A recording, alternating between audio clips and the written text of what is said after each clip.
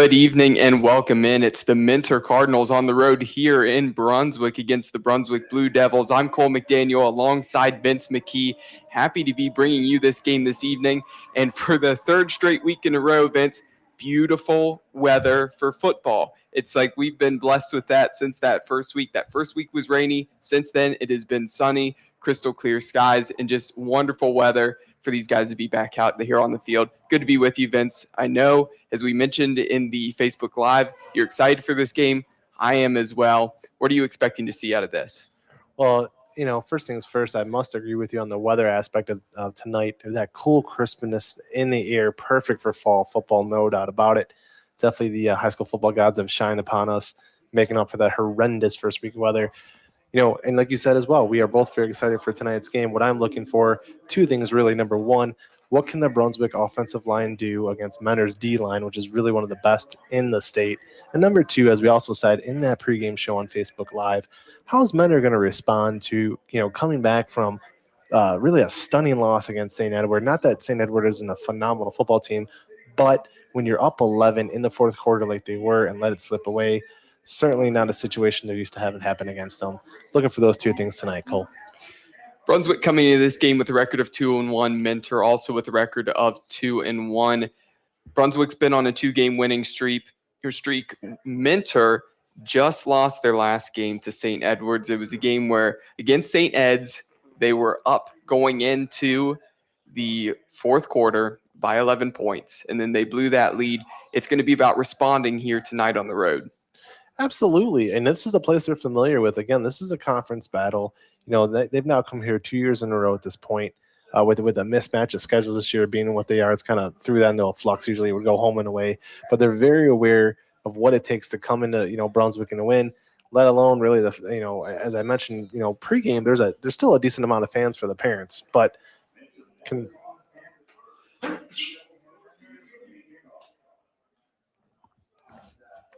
And we're coming out here for the kick as Minter's going to be sending it away. It's going to be the kickoff will be from our right to our left on our radio dial. Brunswick with three guys back deep to return.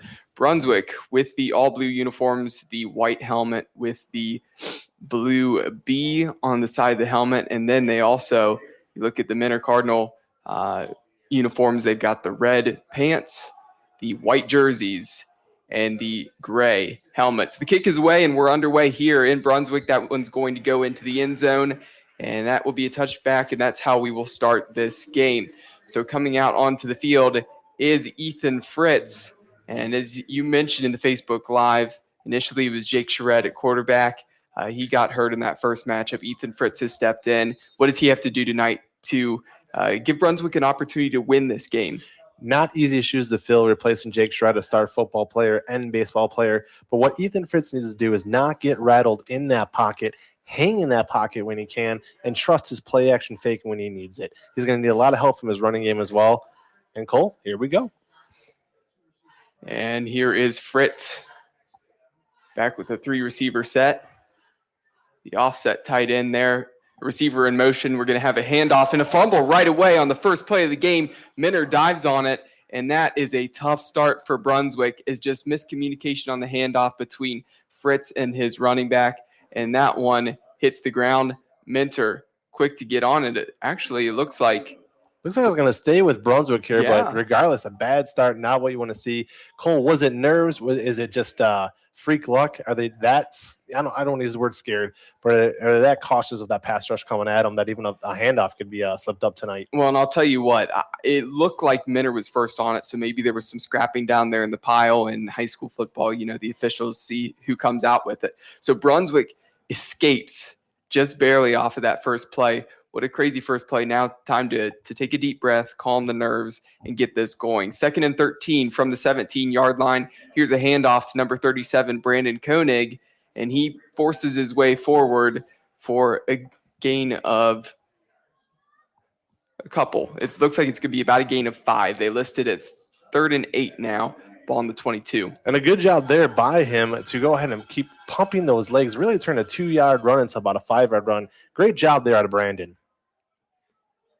As we mentioned earlier, this Minter defense is tough, especially that defensive front. It's going to be all Brunswick's offensive line can handle. The pass out to the far sideline is pulled in. A great pass and a great completion there is pulling that one in was number 7, Jonah Clement. Crucial third down completion there to Jonah Clement. Excellent poise shown by Ethan Fritz in the pocket again.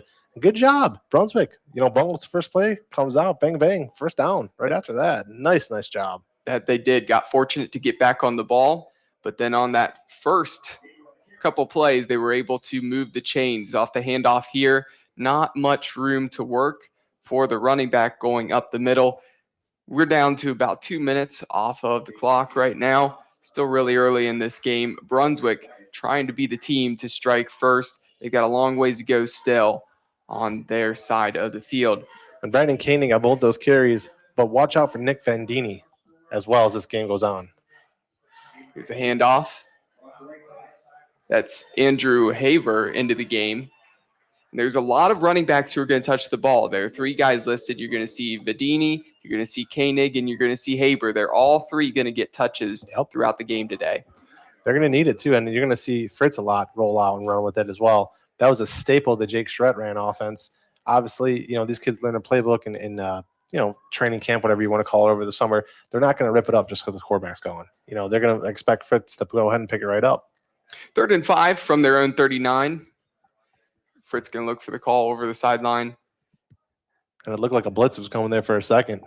It did look like the blitz was going to come, and you see the safety coming up and batted down at the line, and Fritz catches his own pass that was swatted right back into his arms, and that is going to set up a 4th down. Brunswick going to punt it away off of their first drive. Yeah, again, a little bit of a disappointing first drive for Brunswick. However, they did get a little bit of momentum, got that first down. Could have been a lot worse, got past it. A chance to somewhat flip the field here as Mentor has their punt returner lined up at right about the 35-yard line.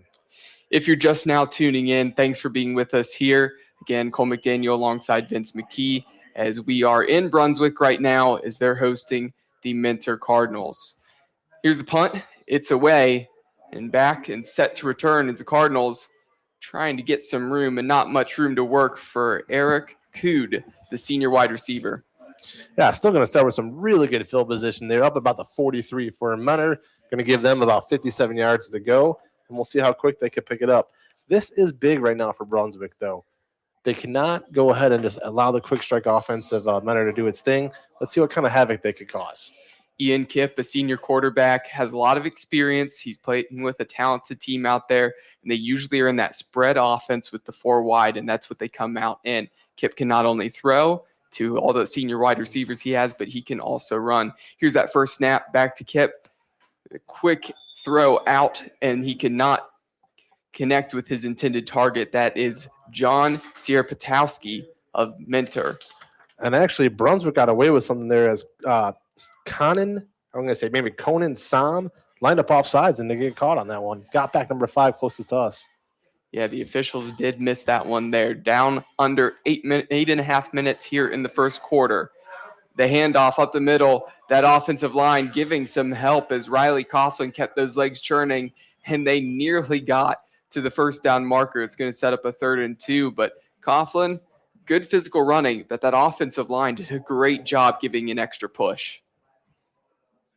Yeah, no doubt about it. They just kept pushing, moving forward that line. Going to see that all night long. The snap, the handoff, Kipp to Coughlin, and Coughlin rumbles forward for a first down, and the Cardinals quickly moving the ball well. And that offensive line, we mentioned their defensive line, how strong it is on one side of the ball, but you've got some big hefties up there on the offensive line. They can move some guys. Absolutely.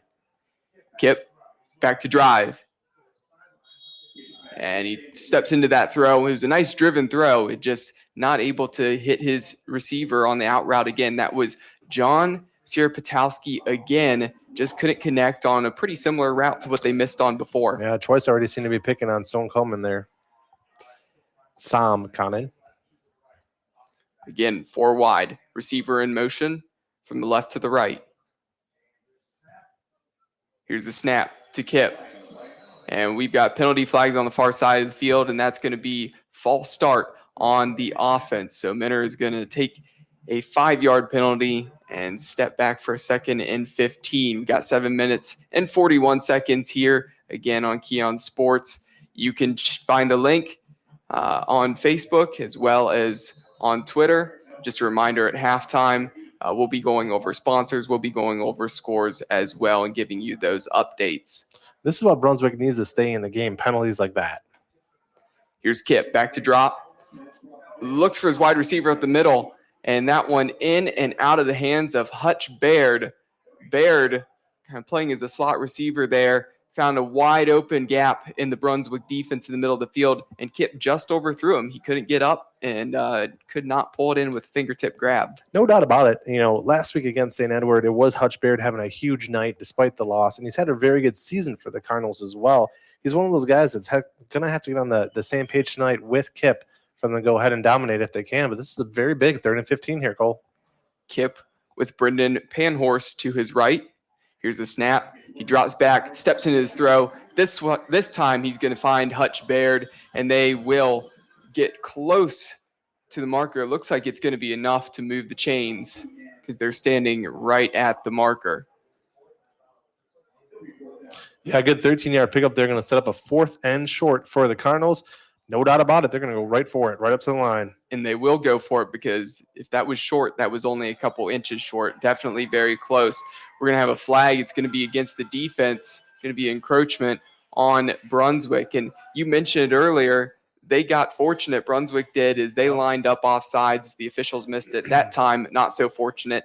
And a gift to Minner on 4th down. Big time. Absolutely. Brunswick cannot make those kind of mistakes. You force a 4th down, you got to stop them there. Do not give it to them. Ball now on the Brunswick 29-yard line.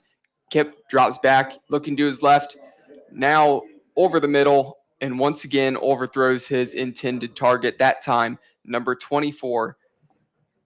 Looks like it's Evan Harper who was out there and his intended target. So good job going from left to right on his read.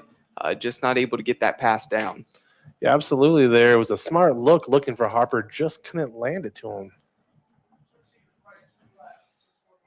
2nd and 10, ball on the 29, 2 left, 2 right. Here's the snap and the handoff to Coughlin. Coughlin getting up the middle, plenty of room. That's going to easily move the chains and get inside the 10-yard line to set up a 1st and goal for the Cardinals. Beautiful run there by Coughlin, Cole, as he slipped out that went right back through that middle. Phenomenal footwork by Coughlin there with the cut. Tremendous job. Quickly back to the line of scrimmage. Kip takes the snap. Handoff once again to Coughlin. Coughlin rumbling forward, and he got stood up by the Brunswick defender there after a couple-yard gain. Yeah, no doubt about it, though. They're going to keep feeding him the ball. Despite being stopped there, I think it's smart. Just keep feeding him the ball. So Kip back out there, waiting for the snap. 2nd and 7, ball on the 7. Cardinals, once again, like I mentioned, knocking on that door, trying to put up points first. They were winning that game going into the 4th quarter. They were leading St. Ed's last week, not able to hold on. Now looking to take a lead here. Kip's pass quickly batted down at the line by Brunswick. Good job by the defensive end getting his hand up there and swatting that. Yeah, I figured that play was going to be a fade to the corner of the end zone. Looked like it was going to be a slot over the middle instead. Either way, batted right down. And now here we go again. Crucial 3rd and 7. Brunswick absolutely needs to hold them here, force a field goal.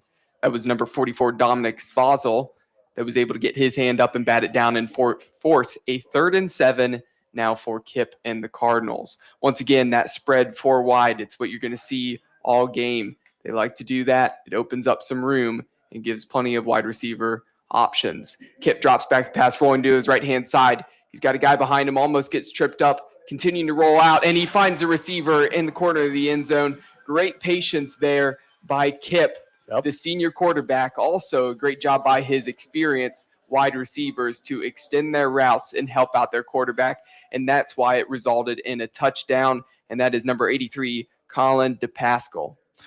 Yeah, you kind of said it all there, Cole. I don't really have much to add. Just a beautiful job on that rollout. Again, extending that play. That's what well-coached teams are going to do. Tremendous job there by Kip and his receiver. And so after that touchdown throw from Kip to DePascal, it is now going to be 7-0 after that made PAT. So the Cardinals quickly able to get up on the board and quickly able to have the lead over Brunswick. So tonight is the 12th all-time meeting between Minter and Brunswick, and it's really gone Minter's way the entire series. They've won every single game that they've gone up against the Blue Devils. But the scores over the last couple years have been more lopsided than they were initially in the series. The thing is, this Brunswick football team is much better than they were last year, as well as the couple years prior. They are continuing to improve. Yeah, no doubt about it. We talked a little bit off air. Brunswick came in, multiple seasons under Luke Beal, going 1-9, 1-9, 1-9. Finally comes in, new coach Mark Brazzoni, turns them right around last year, had a great season last year for their standards. And here we go. Brunswick definitely is improving. No doubt about it. So Brunswick was shut out combined in the last 3 matchups this year, looking to get points on the board. And with their second opportunity, their second drive, looking to try to go down the field and score, will be Ethan Fritz once again leading out his offense, seeing if they can get a different result from what they had last time. Again, the first drive they had, the first play was fumbled, but Brunswick was able to jump on it. They were able to then pick up a first down, but after that, the drive kind of sputtered out. It was a good job recovering after the mistake, but it just wasn't smooth and flowing, and didn't seem like they were just fully ready on that first drive. Had a couple opportunities there on defense as well, did Brunswick, to stop Menor and get him out the field. Didn't do so. Here we go, second drive, though. Here is Ethan Fritz in the gun, running back to his left. He is going to hand that one off. Number 38, Andrew Haber. Not much room for Haber. About 2, would you say? If that. Might have been only a gain of 1 there. The front from Mitter quickly closing in on that. Yeah, Menor does not mess around up that middle. You see them bunch quick. They can even run a 3-4 defense and be fine with enough pressure up front. 5 minutes left to go. Again, Minter now with a 7-0 lead. Brunswick looking to respond. Here's that jet sweep. That was number 5 for Minter, for Brunswick, which is Conan Som. Not much room again as he got stuffed in the backfield by Minter as they set the edge. They saw that one coming the whole way. Blew it right up. It's going to take a lot to fold them tonight. I could tell already. It is. They're definitely still reeling from that loss, and they came to play. 3rd and 11 now after that loss. Down to 4.5 minutes here in the first quarter in Brunswick. Again, Cole McDaniel alongside Vince McKee. Thanks for joining us tonight. Fritz takes the snap, was looking to throw down the field as he was rolling to his right. Nothing there. He decided to keep it, and a gain of only a couple yards, and that's just not going to do it. 4th and 5. Brunswick once again having to punt to Cardinals. Yeah, good job there, though, by Fritz to make a little something out of nothing. Certainly it's not going to be enough tonight early on here. But, again, not taking the sack, rolling in, getting a few yards. And also, really cool, the big thing there, he protected the ball. Took a vicious hit, protected the ball. Eric Cood back to return at his own 45-yard line. That punt away, nearly blocked, but gets all the way to the other side of the field. Cood is going to take it and get past the 50-yard line. Wow, they sent the house. They nearly got the block there. Brunswick, fortunate that they were able to flip that field a little bit more and get that punt away. Yeah, no doubt about it. Within inches of being blocked. And as you said, very fortunate to get that kickoff. And guys, want to thank you for joining us. Hope everybody follows us on Twitter at sports_key. And really to echo Cole's sentiments from the pregame show, just a beautiful night for football. It is, and it is like that cool crispness you mentioned. We're finally starting to get to more of the fall temperatures. It's just beautiful. It's perfect weather for those guys down there. Now that it's cooling off, doubt to see as much of the cramping problems as we had seen in other games previously. That first play was a handoff to Coughlin. He rumbled forward just like he did in that first drive, moved the chains once again, sets up a first down. They're now at the Blue Devils' 33-yard line. Yeah, he's just rolling the night. Actually, give him the first down there. I had him marked for 9, but he got it all. Got 10. 3 receivers to the far side of the field. Kip back in the gun. Throws it down the field. He short arms it. Excellent recovery by Brunswick. Wow, and that is an interception by the Blue Devils. And you got number 1, David Hamrick, who comes up big there And that's one that Kip would want back because he had his receiver wide open. That was number 24, Evan Harper, who he had streaking down the middle of the field. He overthrew a couple on that first drive. He overcompensated, tried to take a little off of it. He underthrew it and gave the defensive back the opportunity to get to the ball. And that is what Hamrick did on that contested jump ball. Great job by the Blue Devils, and they survived. Yeah, and Cole, I apologize for letting my old play-by-play self slip in there, but just a phenomenal recovery by the defender there because he was beat by a good 2 or 3 yards. As you said, ball a little bit underthrown, perfectly turned at the perfect time, railed that one right in. So here is Fritz.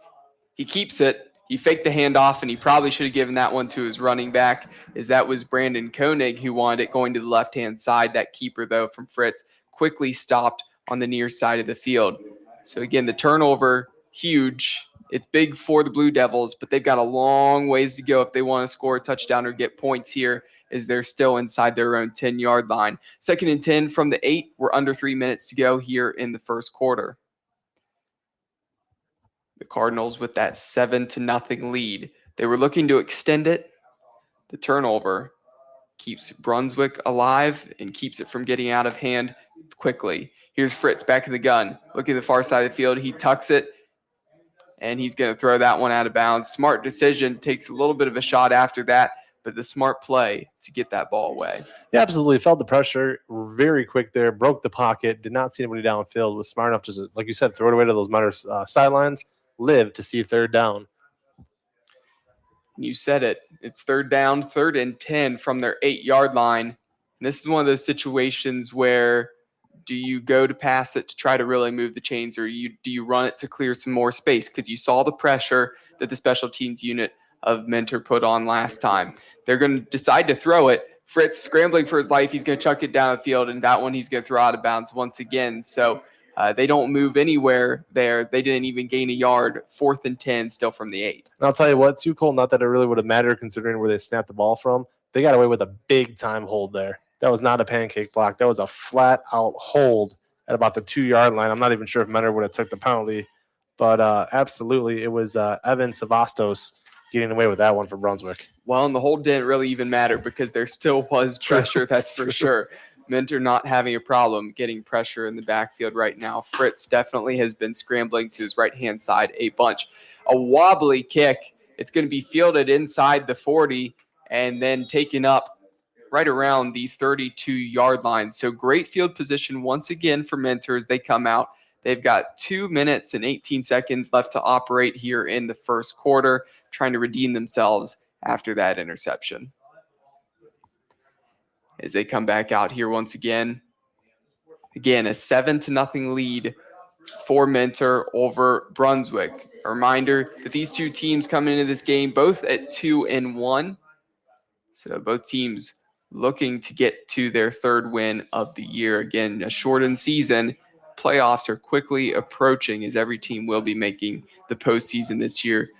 And we'll see what ends up happening in the upcoming weeks as we're still finishing the regular season. The snap to Kip, and he takes that one to the right-hand side. The keeper gains a couple of yards as he cuts back inside, makes a defender miss. They're going to say it's a gain of 4, setting up a 2nd and 6 from the 29-yard line. I was just thinking that, too. When are we going to start seeing Kip run with the ball? Got our answer right there. Here's Kip with the snap. The quick completion down to the near side of the field. That one's Eric Cood, and that one will move the chains. 1st down for the Cardinals. Excellent read there by Kip. Snap and react. Didn't waste any time. Saul's guy, laser sharp pass right there. And Kip's a senior quarterback. He's won a lot of games. He's experienced. I was actually on the sideline a couple games last year with Friday Football Frenzy, 19 News. I saw him play quite a bit.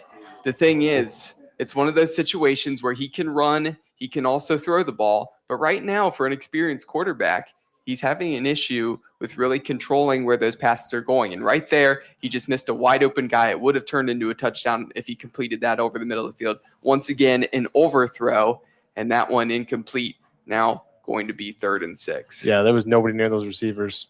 Absolutely touchdown, just wasted opportunity. See what they can do here on 2nd down. Here's a run up the middle. And that was Brendan Panhorst. And that was a good carry just off to the left-hand side. That one going to get the first down, and the Cardinals continue to drive, and they've got the Blue Devils backed up against their own goal line now as they are at the 11-yard line. Yeah, Riley Coffin having himself a night. Here's Kip with the keeper, and he tried to cut to his right-hand side, just ran up the back of his lineman. If he was able to bounce out to the outside, he might have had an opportunity to get to the end zone, but that's just one of those where he got tripped up on the heels of his lineman. Still a gain of 6 yards, which makes it 2nd and 4 from the 5. They're really going more so a hurry-up, huddle kind of offense, but speed right now. Right back to that line. The quick snap, the handoff. Great job by the Brunswick defense as they were able to stop Brendan Panhorst for no gain there. Yeah, Brandon Panhurst had the right idea to cut back up that middle. However, there was a stack of Blue Devils waiting for him.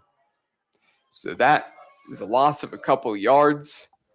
Stopping him behind the line. Now a 3rd and 6 from the 7-yard line for the Cardinals. Another big 3rd down.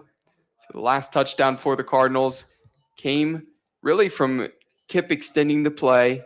He was scrambling to his right-hand side. His receivers continued their routes, and he was able to find a wide-open receiver in the back corner of the end zone. This time right here, they're going to let the clock run down. That's going to do it for the first quarter here at Brunswick as Minter lead the Blue Devils 7-0, but they are quickly trying to get points here as we start the second quarter and swap to the other end of the field. Yeah, it's going to be a golden opportunity there. 3rd and 6 from the 7. Technically they could get another first down here. So look for Minter to try to, actually Cole might be wrong here, but I wouldn't be shocked if they try another run.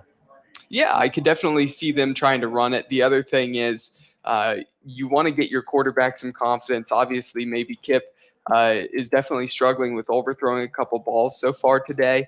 It might be one of those situations where you're in an opportunity right now where let him try to throw the ball. If he is to extend it with his feet, he definitely can. I agree with you that they have the power and the ability to run it, but with what's going on right now, I would probably say put it in your quarterback's hands. Let him continue to build that confidence as he really needs to lock in on that accuracy right now. Absolutely. Want to thank everybody again for joining us here on Key on Sports. Again, www.keyonsports.com. That's KEE on the key there. Just a reminder that once we get to halftime here in this game, we will discuss our wonderful sponsors as well as update you on scores around the area. But we got a quarter left to go. We're about to start the second quarter here from Brunswick. Again, the 4 wide. Kip in the gun. Got Coughlin to his right. The hand clap, waiting for the ball. It's snapped. He rolls to his right-hand side, finds a receiver, and that should be a touchdown. No call yet from the official, trying to see if the receiver pulled in. It looks like it was a catch. It looked like stretching out and reaching for the goal line that it should have been a touchdown, but they're going to mark it just short. And that's one of those that is very interesting to me because when you talk about football, as long as part of that ball, even the tip of the ball is over the plane of the goal line, that should be a touchdown. The official right in front of it, I think he missed that call, but now a first down from the 1 yard line, 4 opportunities really for Minter to just put this in the end zone. All I can say is I agree. Kip to Coughlin, forcing his way out the middle, really trying to shove his way forward. And he had to make a 2nd and 3rd effort. But it looks like when he fell forward that he's going to be in. But these officials slow to signal. There's the touchdown call. Finally, we get the touchdown here. And Minter now up to 13-0 on the scoreboard. Going to be trying to attempt the PAT. Yep, nothing fancy there. Just your old-fashioned dive play right over the top by Coughlin. No issues at all. And Minter extending this lead. Again, Brunswick has their chances tonight, Cole, to get off the field on 3rd down. Can't seem to do so right now. I have to say something, Vince, is that throughout this season so far, we've had pretty good officiating in the games that we have called. True. That in those couple instances, that was some slow decision-making. Yeah. But that PAT attempt was up, and it is good, making it a Cardinals lead 14-0. So even though they were denied on that touchdown that looked like it should have been a touchdown initially, they were able to get it on the ground with Coughlin. So we got 11 minutes and 30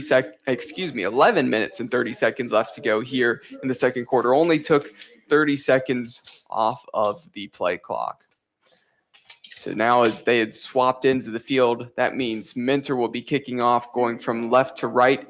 So Brunswick, again, 3 deep, back to return. The last one was a touchback. And so we will see if that one goes into the end zone once again, and if Minter will really put the Brunswick Blue Devils on the Brunswick 20-yard line. We will wait and see the kick as it is about to be away by number 28, Andrew Smith. Andrew Smith, the senior kicker, 6'5", 200 pounds, a big kicker, and he's got quite a leg. This one he hangs up in the air, not going to make it to the goal line, returned at about the 3, quickly coming out and stuffed. Great kick coverage there by the Cardinals as Conan Som, number 5, not able to get any room. And honestly, if that one would have ended up being a touchback going into the end zone, it would have been better for the Blue Devils.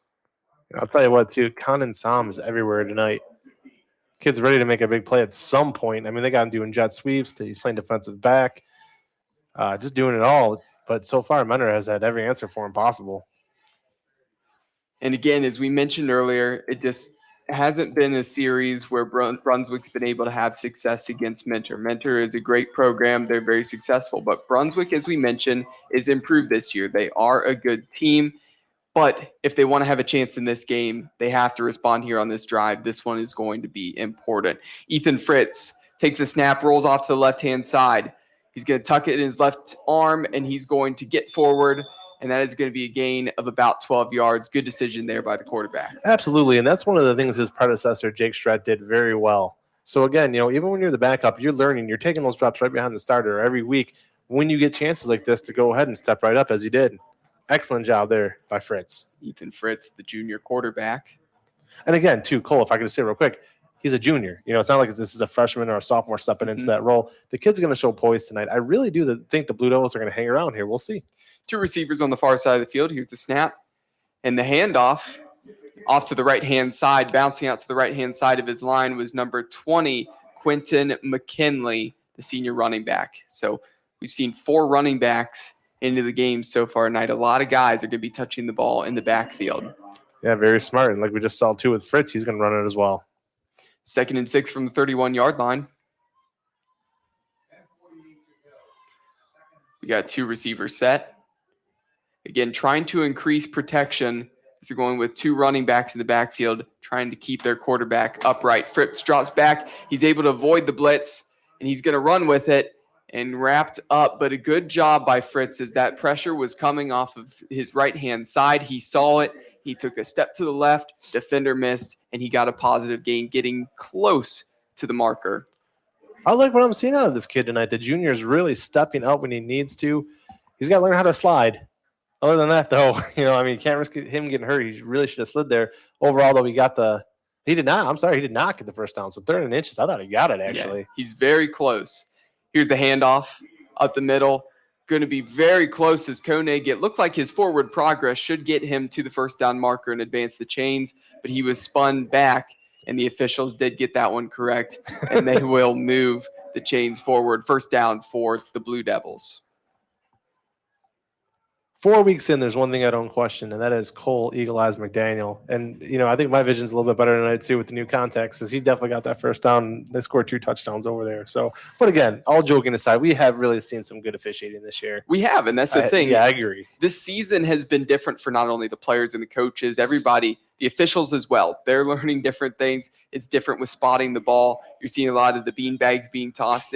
It's a different experience for them as well, and they have handled it well. And they've handled it with class. So I do have to give a shout out to the officials out there. They've done a great job so far. And just filling real quick as we see Haber come back in, you are right about that. They are switching running backs almost every other play. Constantly. And there's been about 4 guys rotating in and out. It has been a lot. So after that handoff, that was a 2-yard gain, taking it to 2nd and 8. Back to drop. Fritz is pressured. He's going with the screen, read perfectly by the defense. Greg Pradina, the senior defensive end, was waiting for it. And that was a gain of maybe a yard, if that. Yeah, Pradina's very, very good. He has stepped up all 3 weeks for the Cardinals. talked with our guy, Tyler Stotsky. Quick shout out to Tyler, getting the scouting report for this weekend's game. And he said, watch out for Medina. He showed you right there. 8.5 minutes to go. Brunswick with a 3rd and 8 from their own 39-yard line. Again, we mentioned this drive is crucial as they're down 14-0, looking to get on the scoreboard. Pass is up and tipped very nearly into the hands of the defender. That was Aiden Limtree. He's the safety. He was waiting back there. Ball just went behind him after that tip. Could not pull it in off the fingertips. Sets up a 4th and 8. Brunswick going to have to punt it away once again. But if they can pin it down there, their defense is going to have better field position to deal with the Cardinals than what they've had lately because everything's been starting in their own half.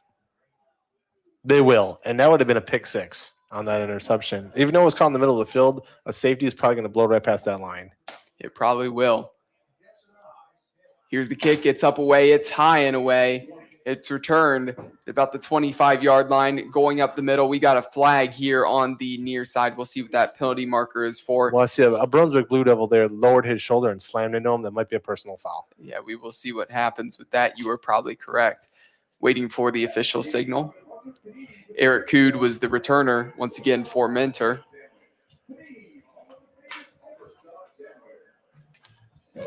So the Brunswick defense back out here on the field, and they need a big stop. They've had 3 drives go against them. 2 ended up in touchdowns. 1 was an interception. So it's either been really good or pretty bad for the Cardinals so far. They're batting 66% if we want to go off of the percentages, but it's a situation right now where Brunswick really needs a stop because their offense couldn't get done, so it's going to be up to the defense. And guys, as Cole said, we're going to try to give you as many scores throughout the night as we can. Real quick, though, SWC update. After 1 quarter, North Olmstead hanging tough with Avon, only down 7-0. SWC is really good, Vince. We've done a couple of their games already. There are some really good, solid teams there. Kip back to throw, delivers a strike, and he hits his receiver, Hutch Baird. That will move the chains, and that is what Kip needed, is delivering a ball right in the breadbasket. And Hutch Beard is his main man, as Tyler Stotsky filled me in again, and just reading all the articles about Mentor. We've covered them every week so far this season with Keon Sports. Beard has been the man. 3 receivers to the far side of the field. Under 8 minutes left to go here in the second quarter. Kip takes the snap, rolls off to his left-hand side, looking down the field. He dishes it off, the short dump off to his intended target, and that was Cameron Casca, wide receiver, a guy who, not the biggest, more of a slot receiver, not listed as one of the starters, but a pretty good backup, and that is depth. When you even have a talented senior wide receiver listed as a number 2 on your depth chart, that is talent and plenty of weapons. We're going to take a quick time out here as we've got an injury on the far side of the field. We'll be back here on Keon Sports. I'm Cole McDaniel alongside Vince McKee. Stay tuned.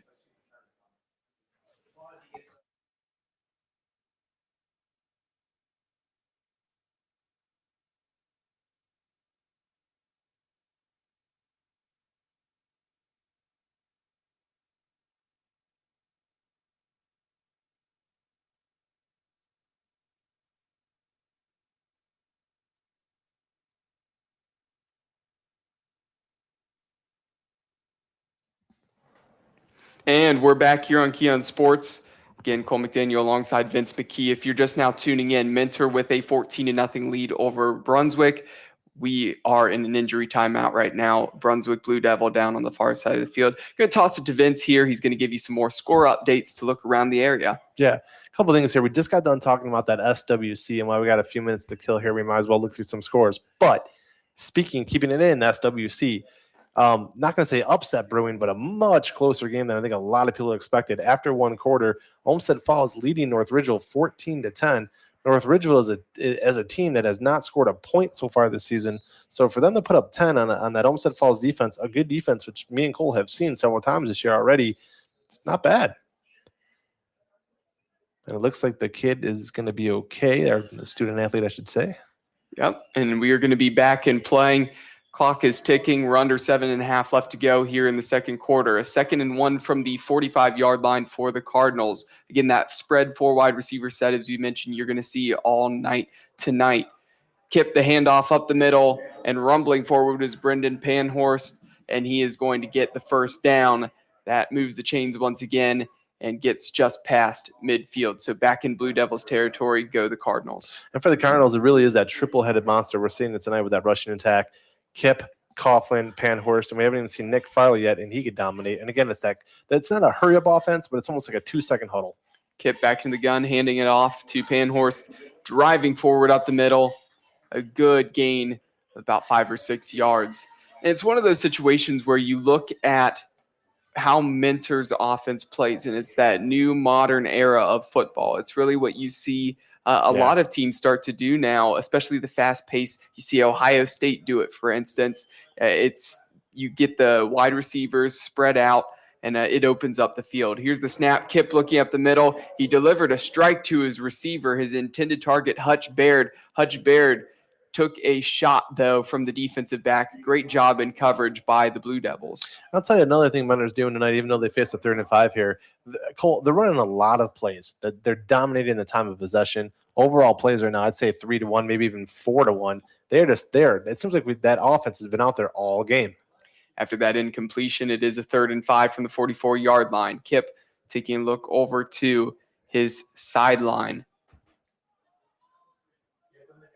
Waiting for the snap. Here it is, and the handoff up the middle, rumbling forward is Coughlin, and that offensive line once again opening up holes, making it look easy. And Brunswick's defensive line can't do much about that because the big hefties up front, as I mentioned, they are big, they are talented, and they're just getting the job done. Real quickly here, too, the only thing they haven't done yet tonight is go deep and convert it. They've really done everything else smooth. Kip looking to the left-hand side, a quick pass. He found Colin DePasquale, and he gets forward, and that will once again move the chains after a gain of about 13. 3 catches on the night so far for DePasquale. 7, 6, and 13 with a 7-yard touchdown. Ball on the 22-yard line. 1st and 10, under 6 minutes left to go here in the second quarter. The quick throw, and Kip had the velocity on it, just launched it high of his intended target on the far side of the field. So again, 5.5 minutes left to go. We're here in Brunswick. Just a reminder, coming up at halftime here soon, we're going to go over more score updates, talk about what's going on in the area. Also mention a little bit about maybe the game that we have next week as well. We're going to go over our sponsors too, talk about all of the wonderful sponsors that we have. So make sure to stay tuned in. The handoff to Coughlin. He goes up the middle, a big hole, bounces to the left-hand side, and goes into the end zone untouched. Nice play, nice call there for the Cardinals offense, and they are running this score up right now. 5.5 minutes left to go. Now 20-0. Cardinals over the Blue Devils. Just unbelievable there, as we had just got done saying they're dominating the offensive line. They're using a couple plays every possession. I mean, just really dominating everything right now. Ian Kip, already 16 passes, and, just looking at a quick glance there for Coughlin, that's at least his 9th run. I'll get you the actual stats in a bit, but still, kick up and good. Sorry about that, Cole, but they're dominating.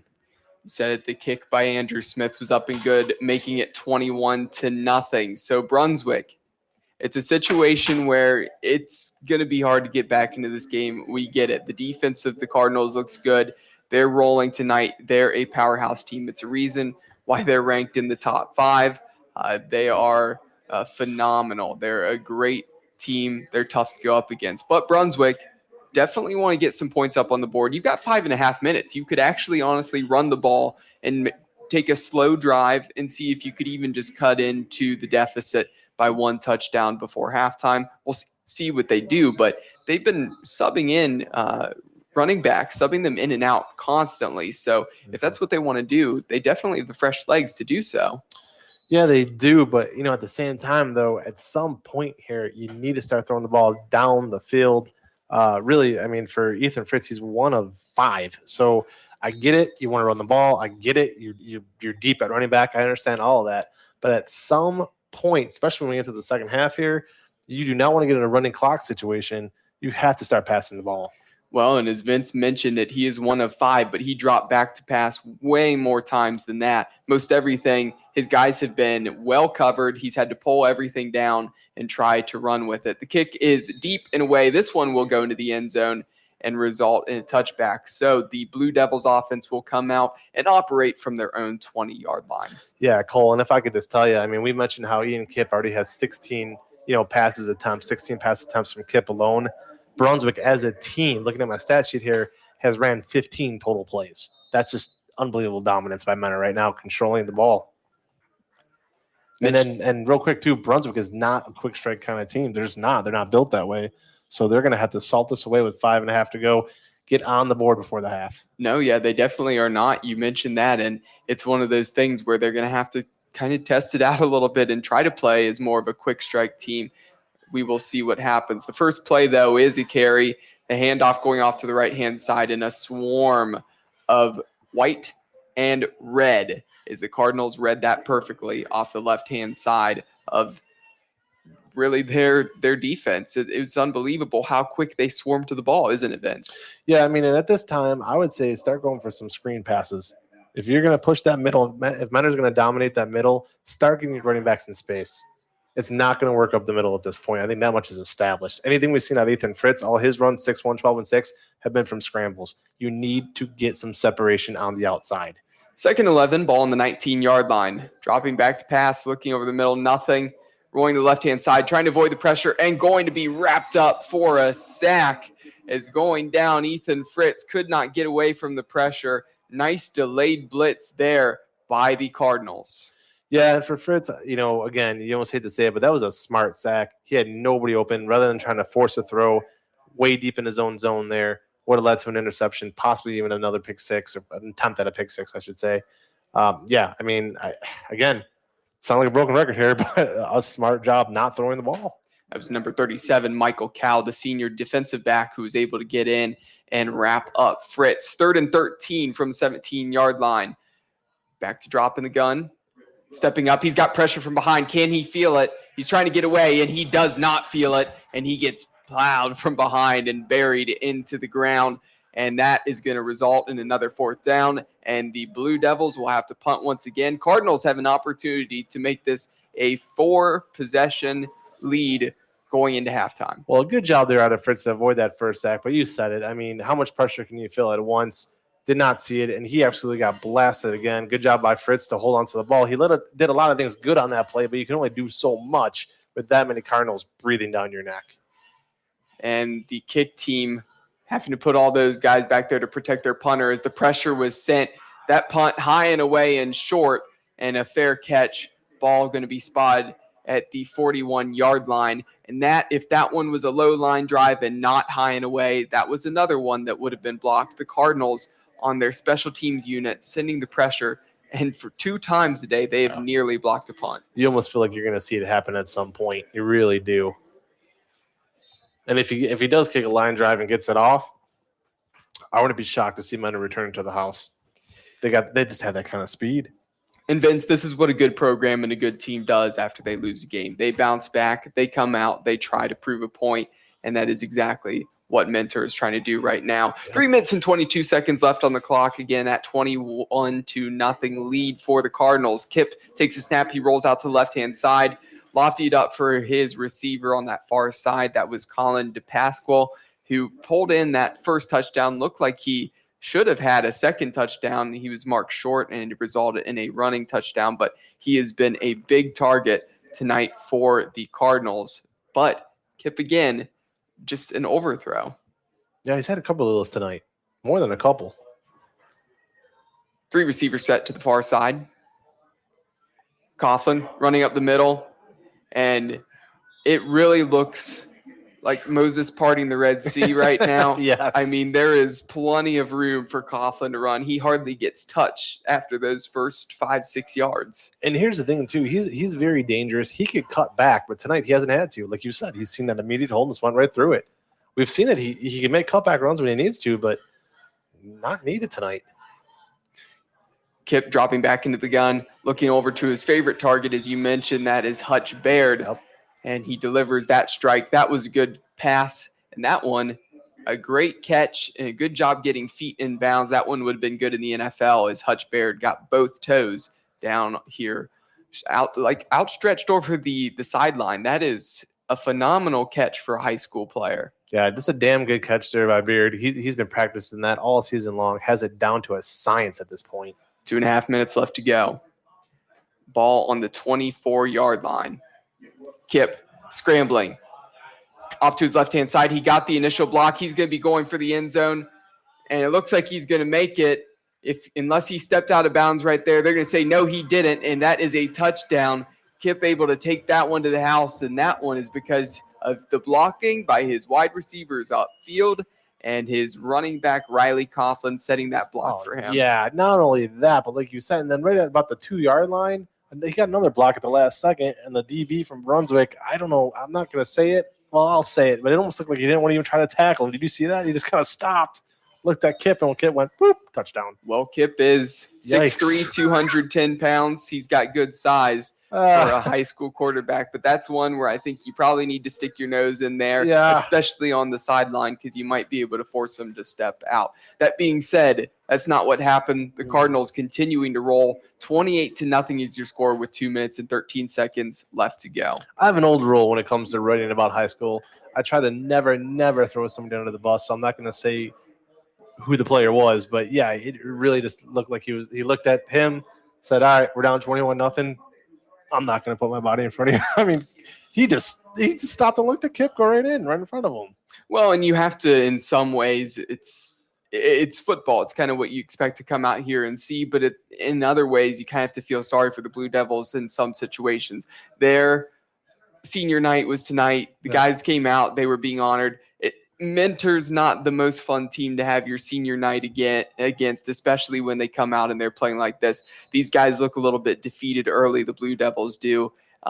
They had some opportunities, especially after getting that interception early, but since then, it's just been all Cardinals all the way. Hopefully the Blue Devils continue to play this one out, but again, that could be one of those situations where you're a little bit down and defeated. 2 minutes and 13 seconds left to go here in the second quarter. Cardinals kicking away. That one's high and away, and that one will bounce in the end zone. Touchback, and that means Fritz and the Blue Devils will come out to the 20-yard line. And if you're just joining us tonight, thank you again here on KeyOnSports.com. We are at 28-0, as Cole just said. It was a 7-yard touchdown run by, a pass from Kip to the deep Pasquale. Early on, 7-0. Then it was Coughlin 2 in a row in the second quarter, a 1-yarder or 22-yarder, brought it to 21-0. And as we just saw there moments ago, 23-yard touchdown run by Kip, now 28-0. And you know what? They might get another 3 and out here. I want to put it past them to get the ball back and maybe score again. Well, and if they really want to be aggressive and really make even more of a statement, if it is a 3 and out, you might as well try it. Here's the handoff. Taking it is Koenig, bouncing out to the left-hand side. A good carry there. Gets about 5. And to Brunswick's credit, we did say they needed to start passing the ball. They attempted to on that last drive and got sacked twice. But they were calling passing plays and trying to get their players downfield. I'll give that. And so the Blue Devils taking their time right now. The clock is ticking. We're under 2 minutes to go. Fritz, the running back to his right, tight end motions over to the other side of the field. Fritz looking for his tight end, and that was a quick throw out. Did not even have anybody looking at that one.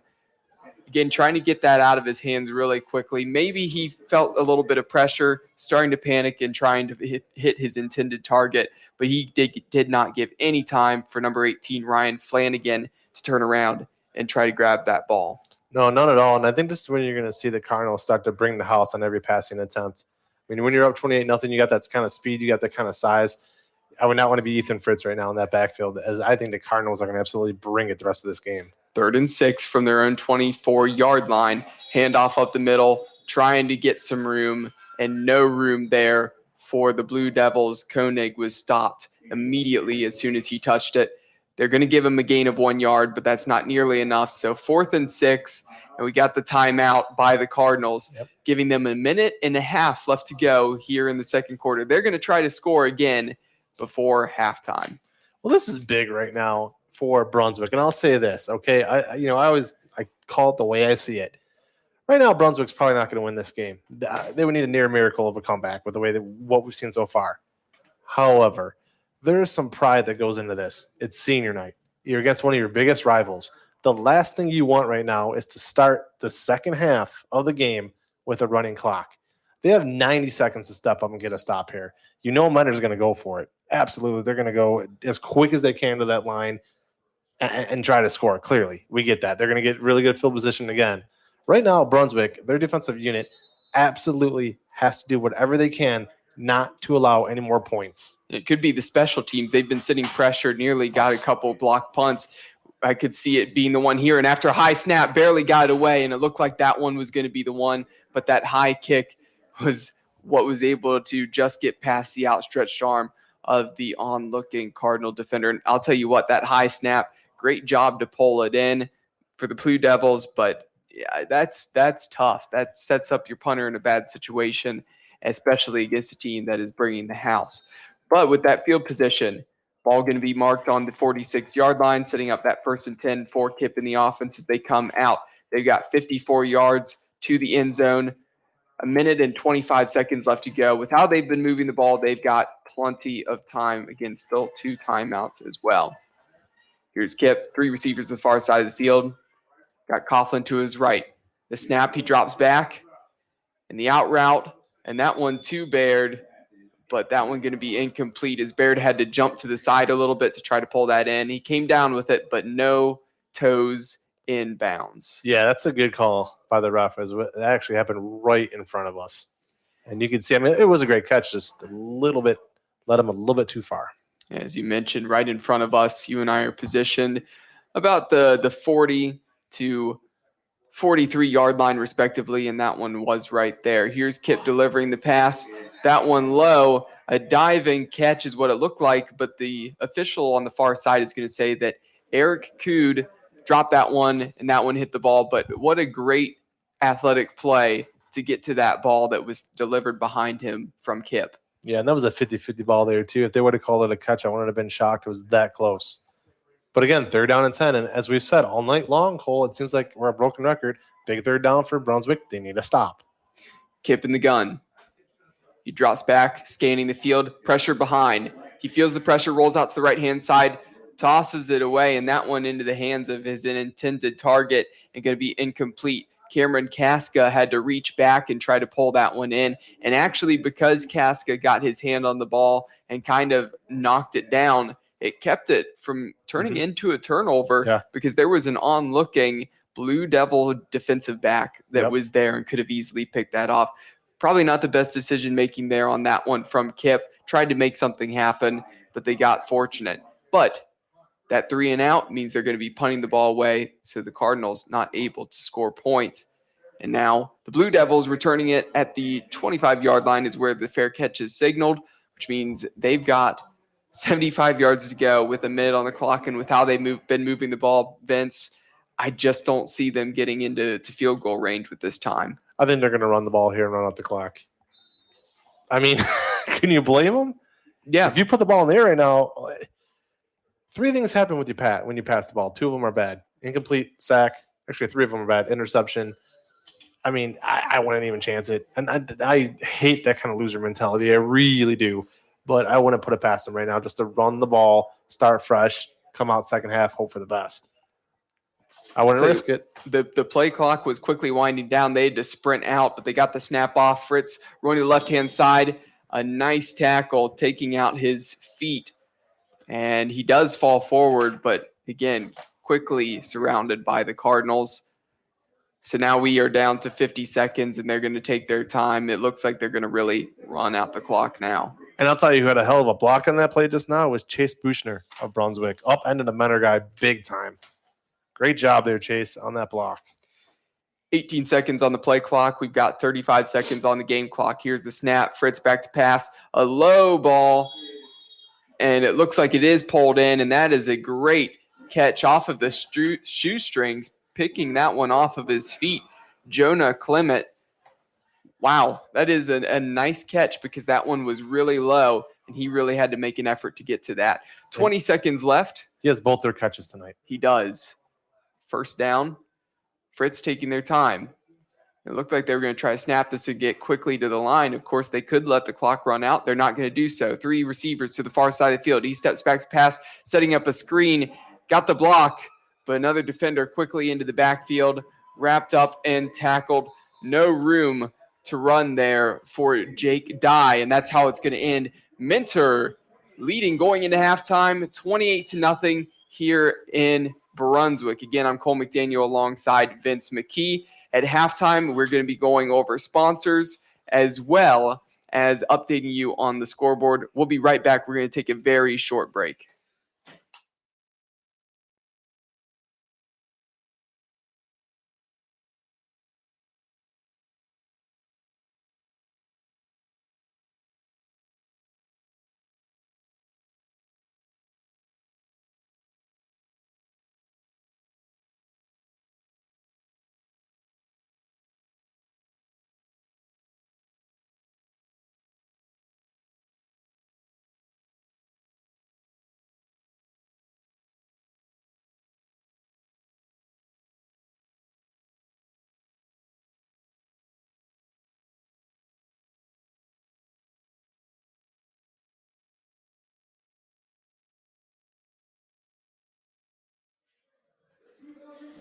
And welcome back. Again, we're at halftime. If you're still with us, thank you for listening to Key on Sports as we are in Brunswick. Got the Blue Devils up against the Minter Cardinals. Cardinals going into half with a 28-0 lead. Now it's time to pay some bills and thank our sponsors. We got some great sponsors out there. Happy to talk about them here tonight. SKN Biopharma. SKN Biopharma's hand sanitizer, which protects hands for up to 8 hours, and their surface protectant, which protects surfaces for up to 90 days, are non-toxic and utilize revolutionary technology to kill pathogens of all types longer than anyone previously thought possible. Their business has absolutely exploded, and their products are available right now at www.sknmicrosure.com. Protect yourself, protect your family, and protect your business with the best solution available on the planet. Richard Ward with RE Max Beyond 2000. Richard Ward is a full-time realtor specializing in listing homes, new home construction, military relocation, and pricing strategies. Whether buying or selling, Richard Ward has the experience, knowledge, and the determination to get the job done. For more information, contact Richard at richardwardrealty.com. Mdg Flooring. If you're in need of quality flooring for your home or office, then look no further than Mdg Flooring America in Medina. There is nothing that Steve and his talented staff cannot handle. Call them today at 330-725-5252 or stop in and visit them in person at 3812 Pearl Road in Medina. Kobo's Insurance. Kobo's Insurance has been serving the Cleveland area for over 30 years. They are independent agents, so they have lots of companies to find customers the best rate. They specialize in car, home, life, and business insurance. They're family run and have 2 locations, one in Elyria and one in Avon Lake. Cleveland Fitness Club. For 20 plus years, they have been much more than a place to go work out. They have it all: bikes, tracks, courts, and even pools. They truly have something for everyone and are open 365 days a year. You can visit them today at 6600 West 130th Street in Middleburg Heights. Angela and Tony promote a family-run business for all the right reasons. Airport Go-Kart. If you're looking for a fun time with the kids or friends, head over to Airport Go-Kart at 16208 Brook Park Road in Cleveland. It's fun for everyone involved at a next to nothing price. Car Parts Warehouse. Speaking of cars, if yours is in need of repairs, then the first place you need to call for that part is Car Parts Warehouse. They cut out the middlemen and bring the service right to you. With the lowest prices in town and an inventory a country mile wide, they have everything you will need for any issue. Find them online at carpartswarehouse.net. Frankie's Italian Cuisine. Looking for a place to enjoy a post-game meal? If you love Italian food, then Frankie's Italian Cuisine has you covered from meatball to lasagna. Visit them tonight at 4641 Great Northern Boulevard in North Olmstead. Top Tier Performance. Chris Walker and Top Tier Performance is the top combo for any athlete looking to improve his or her game. Look him up at Facebook today, phone, call, or text 216-789-7540 or email cwalker199571 at gmail.com. Mention Key on Sports and he'll offer a 15% discount on any training session going forward. Jenny's Popcorn. Jenny's Old Fashioned Popcorn is a family-owned tradition that has been serving customers in Northeast Ohio and beyond for 65 plus years. You can find their flavors anywhere popcorn is sold, including Giant Eagle and Mark's. Visit them online at jennyspopcorn.com or in person at 3872 7 Taylor Parkway, North Ridgeville, Ohio 44035. And just a reminder, with Jenny's Popcorn, you're going to want to pay attention to the Player of the Week. Again, that will be coming out this weekend as the nominees for this week. Following these Friday night football games, as well as some of those Saturday games, will be up there for you to vote. So make sure to tune into that. Again, thank you to Jenny's Popcorn, because they are the sponsor for that, and also sends popcorn to the person who is nominated and wins Game of the Week. So pretty awesome there. Keep an eye out for that on Keon Sports. Next up, we've got Mullins Construction. It doesn't matter if it is indoor or outdoor. Mullins Construction has everything your home or office will need. They even do plumbing, hot water tanks, windows, and everything else your home or office will need. Visit them today at www.credens.com/Mullins Construction. Soccer Shots. The pitch is perfect for some outdoor action. Sign your kids up for Soccer Shots today. It is an excellent program to teach your child about exercise and overall hard work. You can find them on Facebook or also soccershots.com. It is the best program you can sign your child up for today. And last but not least, we've got Be a Sweetie. If you have a sweet tooth, then Be a Sweetie Candy Company in Cleveland or Brook Park Road has you covered. With everything from your childhood to today, they didn't miss a beat putting together this magnificent display of candy and ice cream paradise. You can visit them at 6770 Brook Park Road in Cleveland, Ohio. So thank you to all of our sponsors. Please make sure to go check out those sponsors today. We got a lot of great people that we're partnered up with here at Keon Sports. Thankful to have them on board with us. Now, we got Vince McKee. He's been going through the games, looking at scores to update you with of what's happening around the area. So I'm going to toss it to Vince now, as he's going to say what we have going on around the area in high school football. Absolutely. I want to go ahead too and give these scores a shout out real quick to our latest sponsor, Climate Tech. And guys, check them out, www.climate-tech.com. Give them a call, 440-327-1833. The reason why I mentioned them is to plug me and Cole, actually. Guys, if you haven't went and checked out our show last night, it was so much fun predicting week 2 of the NFL schedule coming up. It's up there on the website. It is the NFL Prediction Show brought to you by Climate Tech Inc. Okay, that being said, Cole, I took a little look around Twitter, got some scores to share with the fans at home, and here we go all around Northeast Ohio tonight. We're going to start off with Columbia as they lead Wellington 22-0. An SWC battle. Actually spoke with both coaches this week on the Chatting with Chicken, Raising Cane's hotline. It was Avon and North Olmstead's coach, both Tim Brediger for North Olmstead, Avon, Mike Elder. Really looking forward to this game tonight. Avon leads it 27-7 over North Olmstead at the half. In a bit of a close game and a low-scoring game that a lot of people didn't see being this low-scoring, it is at half. The Chardon Hilltoppers lead Riverside Bears 7-0.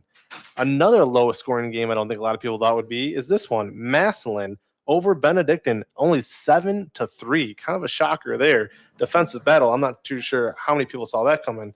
Also back into the SWC, Berea Mid-Park and Midview, two teams looking for their first win of the season. Right now at halftime, Berea Mid-Park leads it 14-10 over Midview, a Midview team that has struggled to score all season long, finally getting some points on the board tonight.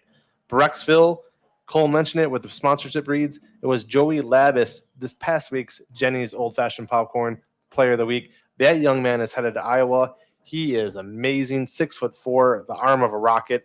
And Joey Labis leading Brecksville 14-6 tonight over the Magics of Barberton. Moving on, a team that me and Cole saw last week. We'll be covering them again in week 6. That is Avon Lake. They have a tough one tonight. Unbeaten Amherst at Amherst. However, Avon Lake does lead it. 2 Gage Dusler touchdowns. They lead 14-0. Another team that me and Mr. McDaniel here are very familiar with, and that is the Olmstead Falls Bulldogs. They are all over North Ridgeville at the half, 21-10. Reminder, fans, me and Cole will be back in Olmstead Falls next week as they host Amherst. That is going to be one hell of a game. Cannot wait for it. And then finally, our guys over there, Brandon Soder-Penner, Mike Rogers, and Jeff Lampshire are bringing this to you over on Key on Sports Elite. It is Stowe Monroe Falls. Those Bulldogs, they lead 12-0 over the North Royalton Bears. So, Cole, a lot of close games going on right now that I really didn't see being close that are, like I said, Chardon over Riverside 7-0. Very low score for that game, as well as Massillon over Benedictine. Again, one last shout out to all of our sponsors that Cole mentioned. And if you want to be a sponsor, guys, now is the time. We got football playoffs coming up. We still have another 15 weeks of Brown season. We are looking for that title sponsor for all of our Browns coverage. You still have a chance. Email me, Vince McKee. Email me, coachvin14@yahoo.com. Maybe you don't want to talk to me. Maybe you want to talk to Cole. Cole, how can they get a hold of you? Yeah, you can find me on Twitter, CDM_2910. Of course, it's easy to find me there because Vince has me tagged in so much. I mention that every time, but if you go to Sports Ski, check Key on Sports, that page, you can easily find me. So if you want to slide in my DMs, you definitely can contact me that way. The other thing is you can email me, and emailing me is probably the best way to contact me, colemcdaniel2910@gmail.com. So those are a couple ways to get a hold of me. Now, as he mentioned, next week we've got Olmstead Falls. That is the only place that we have not had the shortened half times. Usually it's the 20 minutes if we weren't dealing with the COVID situation, but only one band happening right now. So here it is, a shortened halftime. We've got 12 minutes on the clock, and the band just finished up playing, so we've only got 1 minute left. The teams will be quickly coming out. Due to that, we're going to take a quick break. We'll be right back on Key on Sports.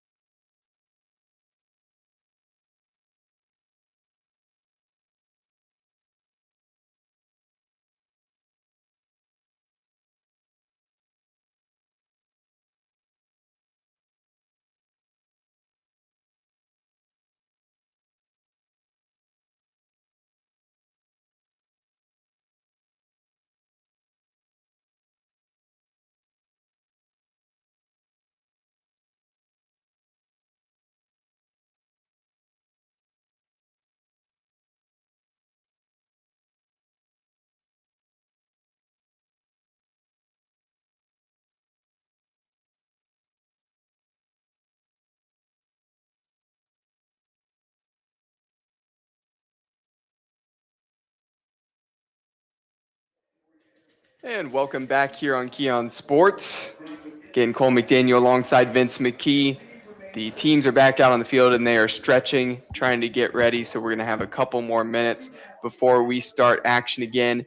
Minter Cardinals with the 28-0 lead over Brunswick here in Brunswick. Vince, quick recap on the scoring drives and what happened in that first half. Absolutely. Menor went up early on their first possession, second possession of the game. Their first possession, however, it was a beautiful 7-yard kip to Deepest Quality pass, put them right up on top, 7-0. They had a chance to score again, intercepted in the red zone. Brunswick did a good job there. However, second quarter, all Menor just running all over the joint. 1-yard touchdown by Riley Coughlin after the play before thought could have possibly been a touchdown. However, he gets in on the dive. Then 22-yard run by Coughlin again. Actually, a beautiful run by Riley there. Split a couple tackles and just went right through. Tremendous job there. And then finally, it was Ian Kipp doing a tremendous job. Not a design run, I don't think, Cole, at all, but a 23-yarder. and really just saw an opening in the defense and took it. Made that 28-0. And then with about 91 seconds to go, it was, Menor had another chance and then went 3-and-out. So Brunswick did step up there late to avoid the running clock to start the half. However, Menor will get the ball to start the second half. So kind of the same situation again for Brunswick. But at least, you got to take those small victories, and Brunswick was able to avoid the running clock at halftime. So looking at what will be coming in the future for the Cardinals on their schedule after they complete this game, their next matchup will be against the Elyria Pioneers on Friday, September 25th, and then they finish up the regular season against the Strongsville Mustangs. Now, mentioning Elyria, that is a team that Brunswick was able to dominate. That was Brunswick's last game coming into this one. They won that one 44-19. So good luck to Elyria. Hopefully they get everything in order because Brunswick took care of business against them, and the Cardinals are rolling right now. So I know that's not always how it works where you can completely total it up, but if you were to start adding numbers together, it could get pretty ugly next week. But the Cardinals still have a task to take care of, and that job is to take care of the Brunswick Blue Devils right now. And here we go to, Mike Trevisano, the kind of coach who, quite frankly, like to run up the score. So we're going to see what Matt Gray, the new coach of, Coach Gray here of Menor, what he's going to do in the second half once they get that running clock. I don't really know what to say. I mean, these kids only had 6 games this year. You hate to pull your starters midway through a third quarter. I wouldn't blame them if you kept them in. I mean, they only get 6 regular season games. Obviously, nothing's guaranteed. Cole, what do you think he's going to do? I think he's going to keep piling it on and running up the score. And I say that because these guys, they have a shortened season. And as this is being returned and taken up the middle, good room and bouncing off a couple tacklers, going to be brought down at about the 27-yard line. But basically what we were saying to finish up that point is one of those things where this team really has to take the advantage of the opportunities they have to play these regular season games. You don't have as much time to get things set before you get into the postseason. And there's going to be a lot of teams to try to dispose of to make your way to trying to get to a state championship and a state title. And this is a strong Mentor team, and they are going to have to make sure they've got everything in order and they are good to go to get through that gauntlet of the postseason. And not only that, but Ian Kipp has missed several easy passes tonight. You want to see him end this game as sharp as possible. I'm going to say 42 is my magic number. If they get up 42 and that's 2 more touchdowns, I'd say 42, then he pulls them. I agree. I definitely think they're going to do that. But with the way they've been playing, I think that we will see them on the field for a little bit longer. Maybe, like you said, until at least 42. So as the Cardinals offense goes out on the field, there was a flag from the back judge. It's going to be against the Cardinals. So before a snap even happens here in the second half, that's a penalty. Going to be 1st and 15 now from the 22-yard line. Kip takes a snap. He hands it off up the middle. Brendan Panhorst trying to get some room. Not going to quite be able to make up the ground that they lost from that penalty. No, and a real super quick update because there was 2 scores right after we gave the other scores. Midview did score before the half. Now Berea Mid-Park 21, Midview 17. And also Chardon extends their lead 14-0 instantly into the third quarter. Cole McDaniel alongside Vince McKee. Kip back to drop, and he throws that behind his receiver, and that one will be incomplete. Again, Eric Cood was the intended receiver, but a lot of passes have been behind him. When it's been going number 16's way, it just has not been in the path of him running the ball. A little bit of miscommunication, and the wide receiver and the quarterback are off there. So 38 seconds off of the play clock now here in the third quarter. We got a 3rd and 14, so that 3rd and long now for the Cardinals, something they have not seen really yet in this game from the 23-yard line. Kip only 8 of 22 tonight, Cole. 8 of 22. He's looking to complete the pass. He feels the pressure from behind. He's rolling out to the right-hand side. He's going to keep it, and he's going to stay in bounds and gets past the first down marker, and that's a poor job by the Blue Devils defense of sealing off that edge. Could have easily outstretched arms and just pushed Kip out of bounds. Did not happen. Kip able to get around the edge and get the first down, and that was just a mistake there by the Blue Devils. Same thing we saw in the touchdown run. Just they don't want to get physical with them. You have to knock this kid around. They have to, Cole. They have no other choice at this point. Kip takes a snap. He hands it off and quickly stuffed on the right-hand side. That was Panhorst. Good job containing Panhurst on that play, not letting him bounce out to that outside, containing him very, very well. And really, again, just to touch that point, again, you're down 28-0. It's been a long night already for Brunswick. You have to step up the physicality here. You have to throw that scoreboard out the window, pretend it's 0-0, and start laying some hits right now. You have no choice. And make a statement. Yep. It's definitely one of those things where you want good things on tape and you want to feel good about it. Kip back to drop. He's throwing one down to his wide receiver. He's got a guy wide open and tripped up from behind down to the 10-yard line. That is Hutch Baird. That's his man, a good 40-yard strike there. And I had said earlier at the tail end of the first half, I said, Cole, the only thing we haven't seen Menor do yet tonight is hit a deep pass. There you go. Yeah, and there it is, and that one moves it all the way down. They're going to actually mark him at the 13-yard line. They're going to say he was down there, sets up a 1st and 10.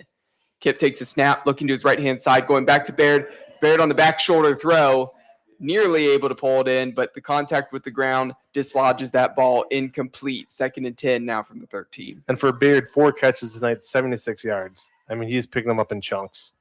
13, 14, 9, and then 40. He is a talented receiver, that is for sure. 3 receivers on the far side for the Cardinals.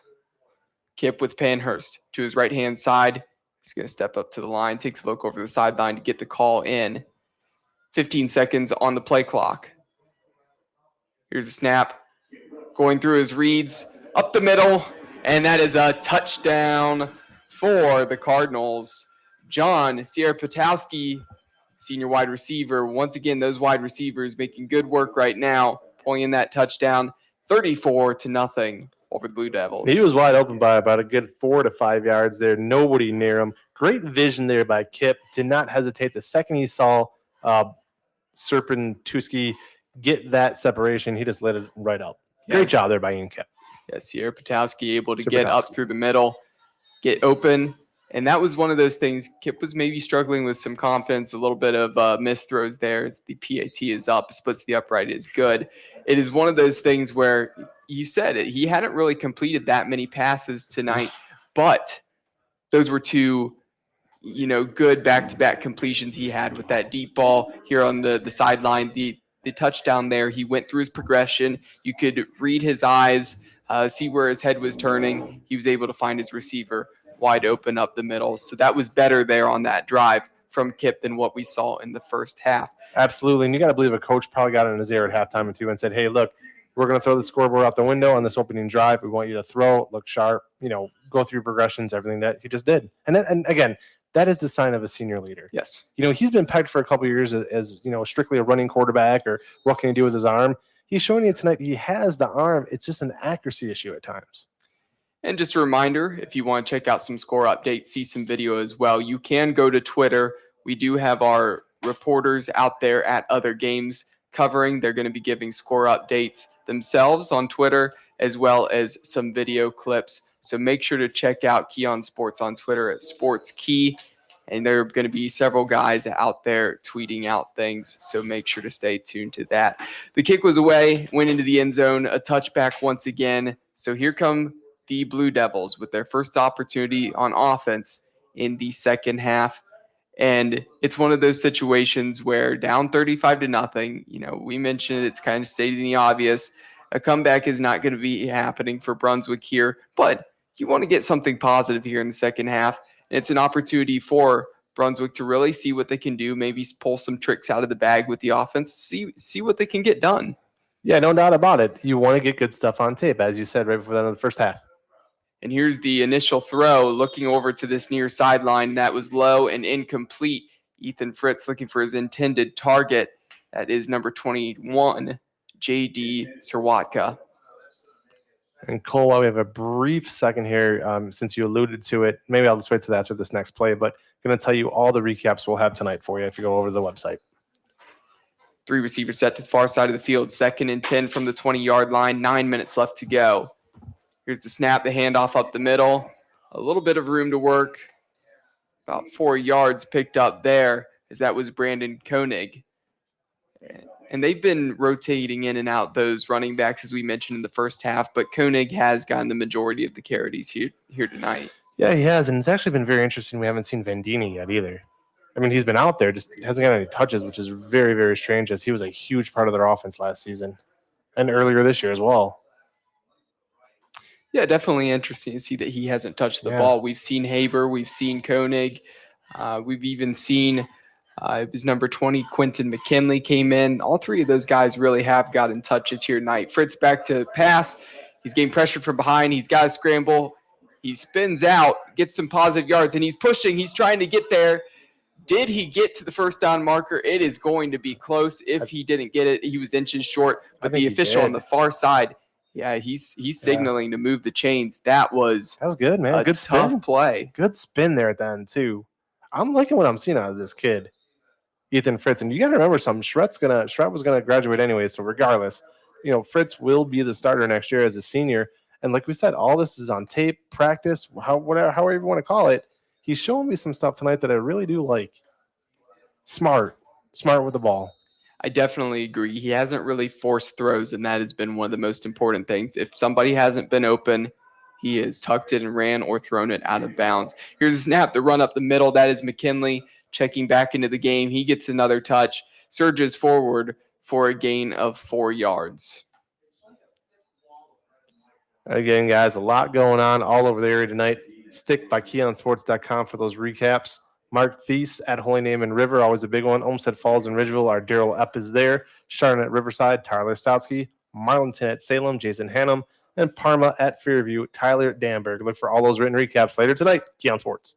Fitz back to pass, got a wide open guy up the middle. He strike, and now into Cardinals territory go the Blue Devils. That's exactly what they needed. It was number 29, Jake Charette, who was able to get open and get down the field.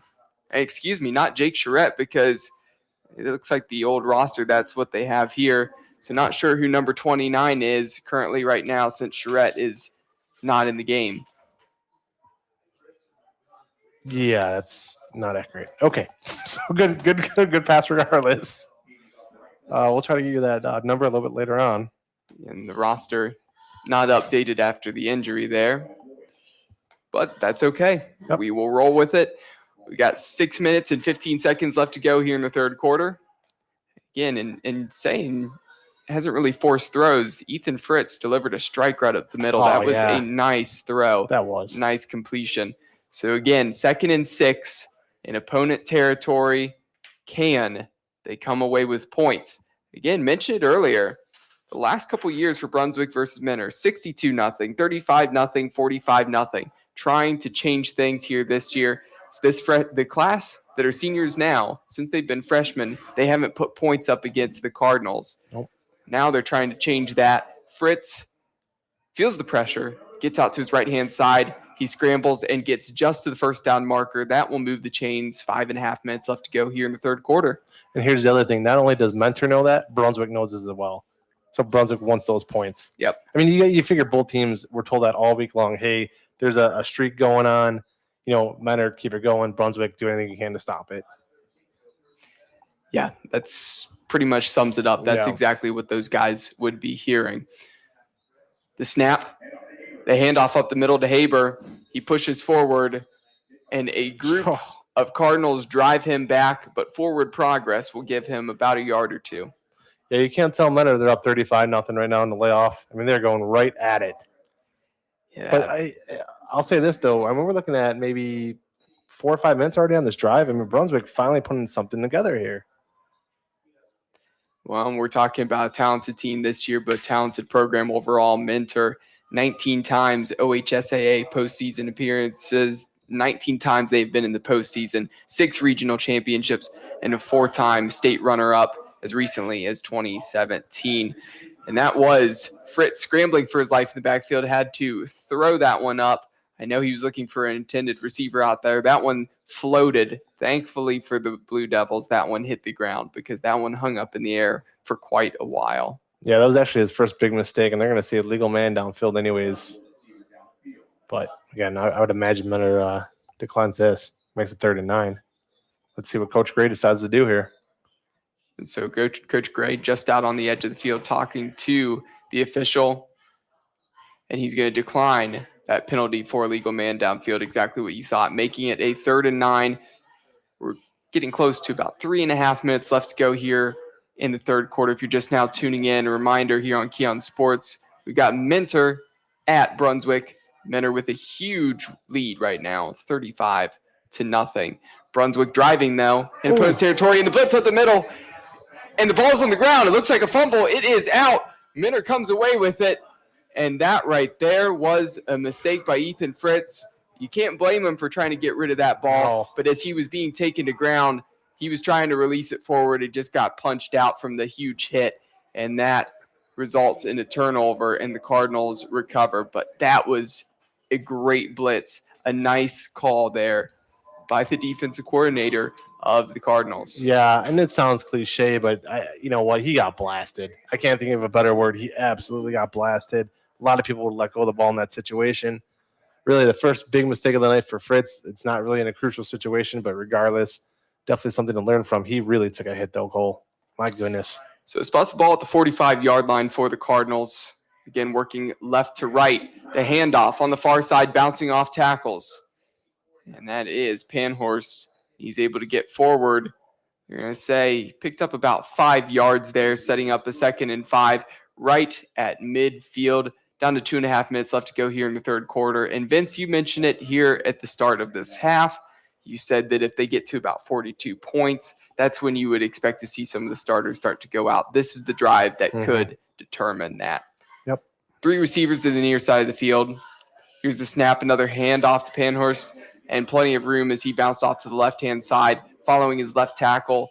That is a first down up to the 43-yard line of the Blue Devils. Right, and it's also a situation, too, where we're probably going to see more from Panhurst and maybe a little less from Coughlin. And as I say that, Panhurst runs off the field. So, yeah, and as Panhurst does run off of the field, checking into the game is number 9, Sean Allgood. Have not really seen him. He lines up in the backfield. He's listed as a receiver, but we'll see if he does get a carry. Jet sweep.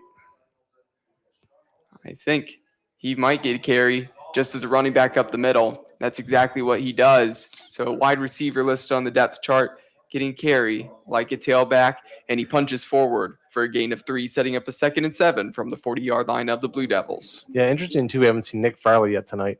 Switch at offensive lineman here. Actually, center as he's holding the ball. Interesting. You don't normally see the center come out of a game. Hope he's okay. So, change guard at center, as Vince mentioned.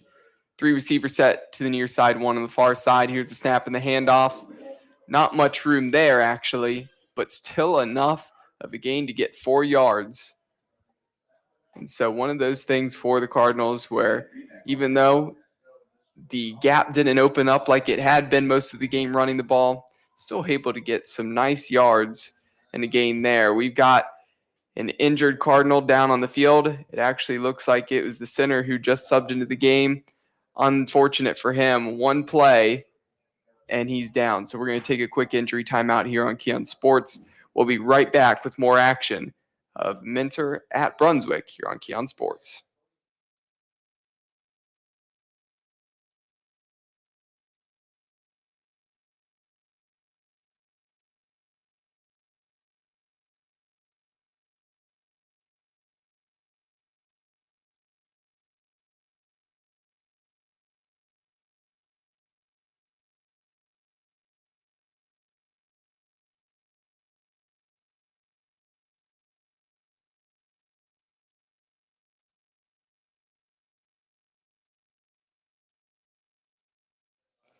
And we're back here.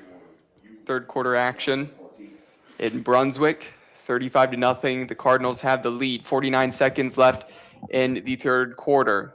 The clock restarts,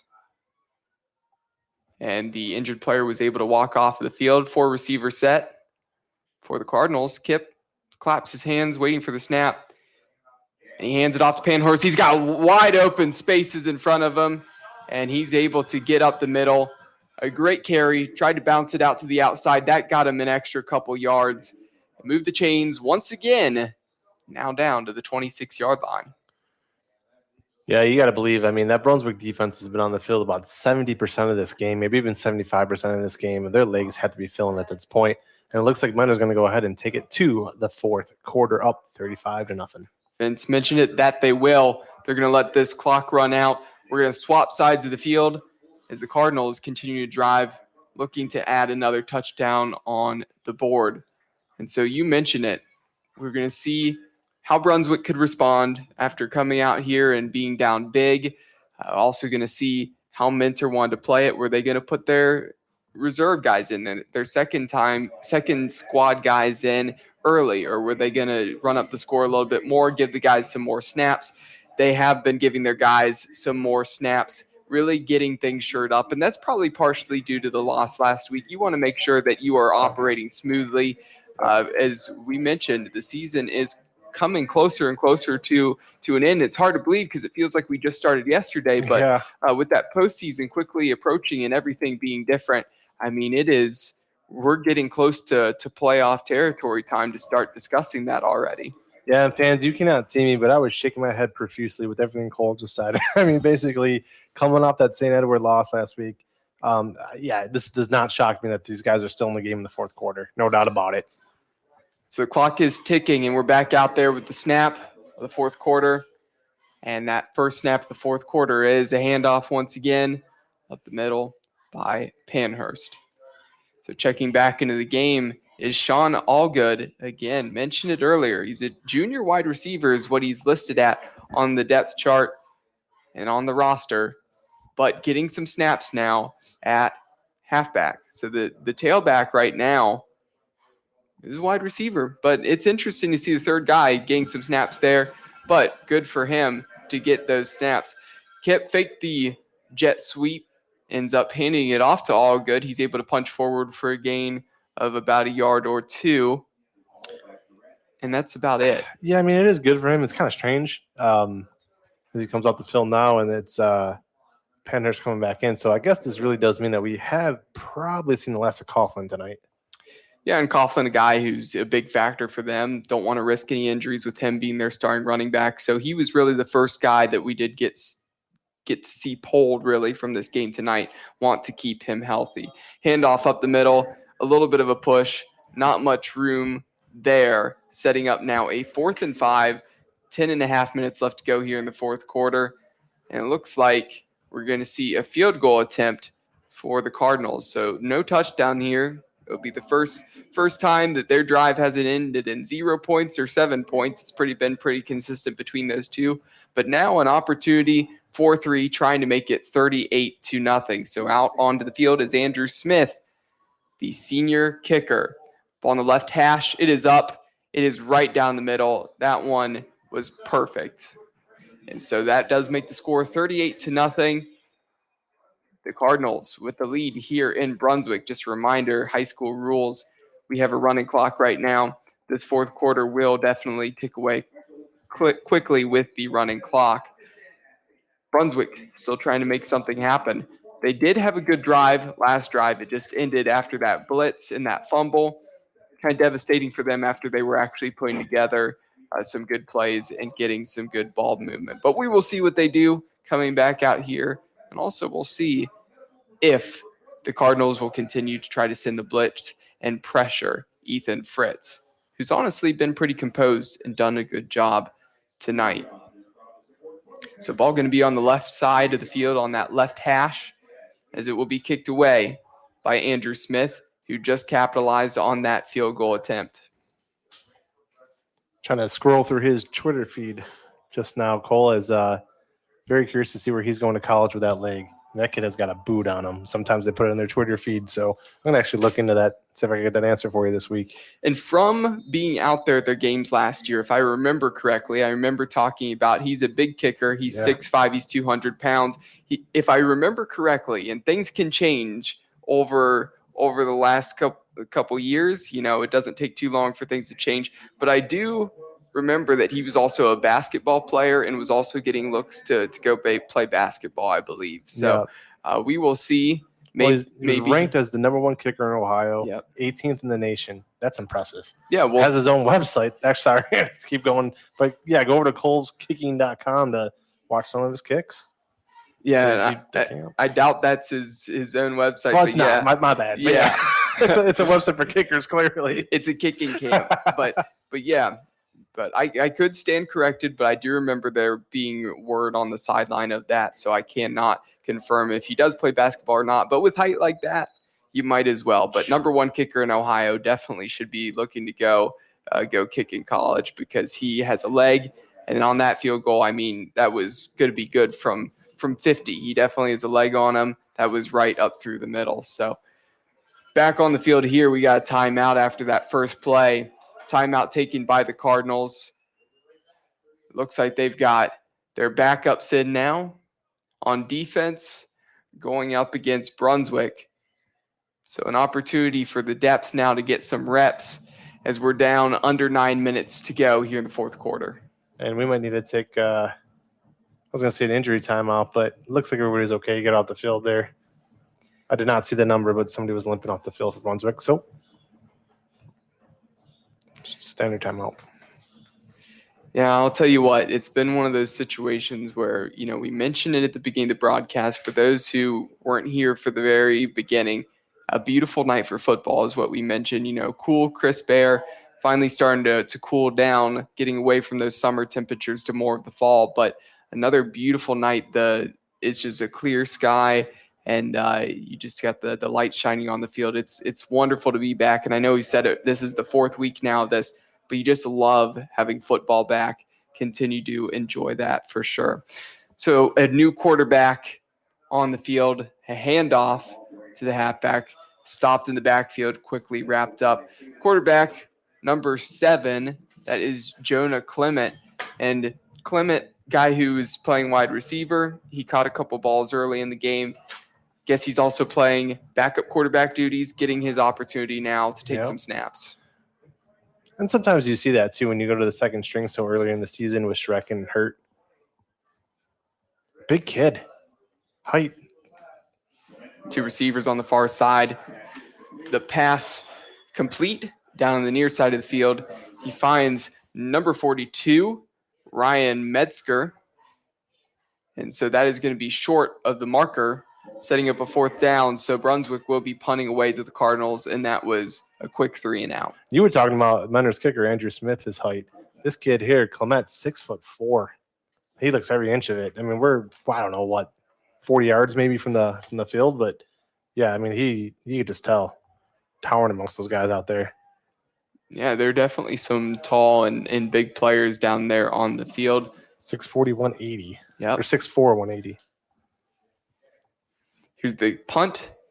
It's up and away, a little bit wobbly, and a fair catch at the 38-yard line for the Cardinals. That was Michael Norwood who pulled that in.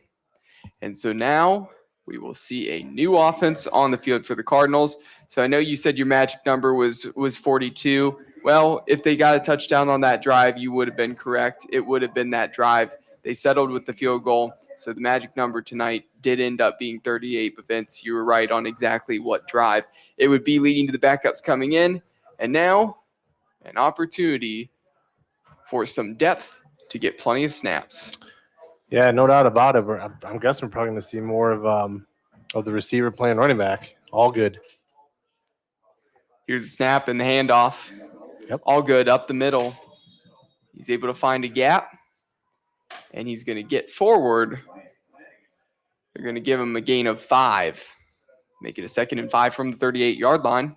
The clock continues to tick away. I'll tell you what, that running clock, we've said it before, it runs time off so quickly when there's a big game. A game like this could quickly turn out of hand even worse and faster if high school football did not have the running clock. So definitely does speed this up, as it feels like we've hardly played any football. It's just been the clock going quickly here in the fourth. The quarterback keeper, the run up the middle, not going to be quite enough to get to the first down marker. Going to be short by about 2 yards. I agree. This has been a quick game. Let me give you the clock here. We've been broadcasting for an hour and 44 minutes. That's quick. With 6 minutes to go and a 38-0 blowout, you would think maybe a little more stretched out. But with both teams taking their time on those drives, even though Brunswick didn't score yet, all the Mentor drives, none of them were quick strikes for the most part. They're methodical down the field. Their biggest play was that 40-yard strike to Hutch Beard, and it wasn't a scoring play. So Brendan Barabani, the junior, Brendan Barani, the junior quarterback, he's the one in the game taking the snaps. He hands that one off. Not any room to run. Going to be short of the sticks. No gain, making that 4th and 4. Actually a loss of 2. So 4th and 4 now. And the Cardinals going to punt it away. And that was actually supposed to be all good in the game there. I was watching this on the sidelines. Coach Gray screaming at all good. He was supposed to be in that formation, and he was standing next to the coach on the sidelines. And yeah, not good. Feel bad for him. Here's the punt. It's up and away. A fair catch. And that's going to be at the 26-yard line where Brunswick will set up with 5 minutes left to go here in the 4th quarter. Again, I'm Cole McDaniel alongside Vince McKee. Thank you for tuning in with us tonight. A reminder, next week we're going to be at Olmstead Falls for our next game. Please make sure to tune in for that. We're excited for another game out there. It's been a good atmosphere out there. They've been playing good football. Really, we've seen a lot of good teams this year. And I'll put it this way, Vince. We mentioned we've had Olmstead Falls a couple times. We've seen Avon. We've seen Avon Lake. Mentor here. This Brunswick team, I know tonight's not the night for them, but they are an improved Brunswick team. We've seen good teams all across the board. Yeah, no doubt about it. As I was going to say, too, hold on here. Castrogano there on the run. Sorry about that. But, yeah, so here's the thing. Olmstead Falls, Avon Lake, I'm impressed by all of them. I really am. But, I mean, honestly, Cole, you could see the clear difference tonight between Division I and Division II. Yes. It's just off the charts.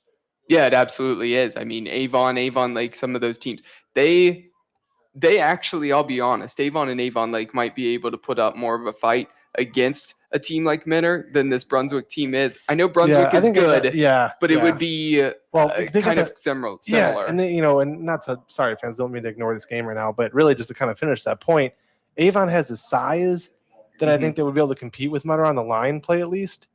And I would say Olmstead Falls, they don't really have the size as much as they have the speed. Like a guy like Rocco County get into the outside, I could see them hanging with Mentor.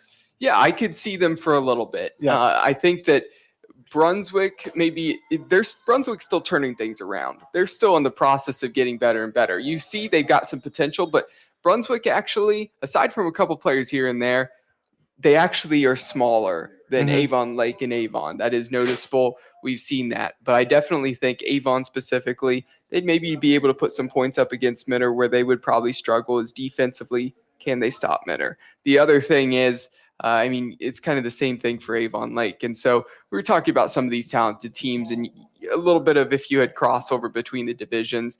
It's hard to say without seeing it, but it is one of those things. We've got a lot of great teams out here, but Mentor is just, of those teams we've called, just head and shoulders above because they're just a program built to win games and built to really get opportunities to win championships. They are strong. Right. And I'm going to say this too. Ian Kipp really didn't have the best of nights, but thus far, when you look at the 4 weeks of games we've done, I think head and shoulders, he's been the best quarterback that we've seen. No offense to Charlie Siolik of Olmstead Falls, who's done a great job, or Michael Corbo from Avon, Nico Pappas of Avon, Corbo of Avon Lake, Pappas of Avon, but he's really been the first kind of like do-it-all quarterback thus far, and he didn't even have his best night.